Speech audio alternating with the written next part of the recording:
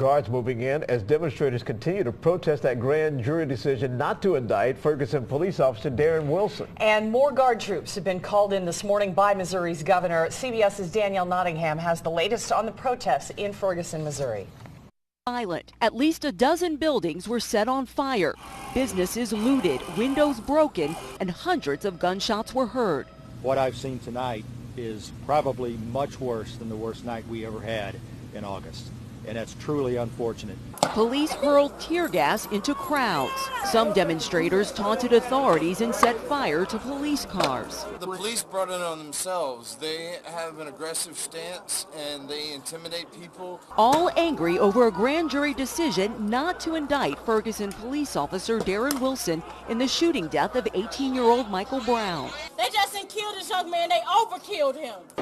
The rioting quickly spread here to West Florissant, where protesters set businesses on fire.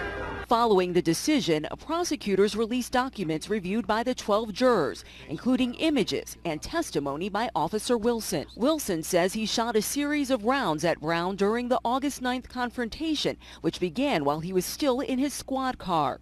Wilson said, "His hands were inside on me, and he entered my vehicle with his hands, arms, and his head, assaulting me." Police continue to urge protesters to demonstrate peacefully.